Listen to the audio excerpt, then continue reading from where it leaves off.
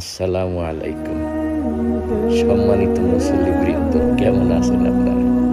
আমি আপনাদের ইমাম সাহেব বলতে আসি, যিনি কুরবানির আগে প্রতি জুমায় আপনাদেরকে কুরবানির ফজিলত সম্পর্কে বহুত গুরুত্বপূর্ণ বয়ান শোনায়, কিন্তু তার নিজের একটা ছাগল কুরবানি দেওয়ার মতো সামর্থ্য নাই।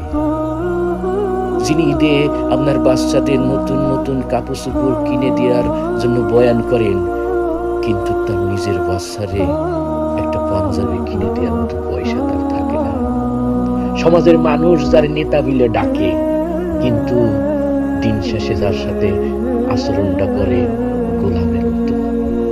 আমি আপনাদের সেই ইমাম সাহেব বলতে আছি, যিনি আপনাদেরকে টাকা সঞ্চয়ের পরামর্শ দেয়, কিন্তু মাস গেলে ক্যাশিয়ারের দিকে নিদারুণ কষ্ট লইয়ে চাইয়ে থাকে, কখন আমার বেতনের টাকাটা হাতে পাবো।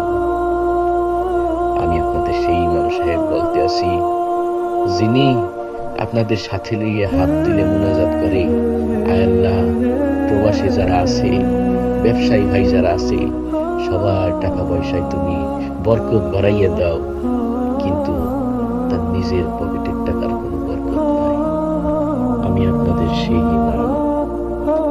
ঈদের নামাজ শেষে আপনারা হাসি মুখে কোলাকুলি করতে করতে বাড়ির দিকে চলে যান, আর আমি আমার হুজরায় যাইয়ে চিন্তা করতে থাকি, আমি যখন বাড়িতে যাব, আমার ছেলেরা যখন এসে আমার হাতে পায়ে ধরে বলবে যে বাবা সালামের টাকা কোথায়, তখন আমি তাদেরকে কি জবাব দেব?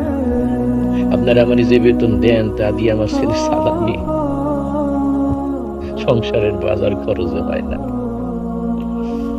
এই যে সংস্কারের দেশে কত কিছু সংস্কার নীতি আছে, কর্মচারীদের বেতনের সংস্কার, রেল সংস্কার, বাস সংস্কার, রিক্সাওয়ালাদেরও সংস্কার হইল।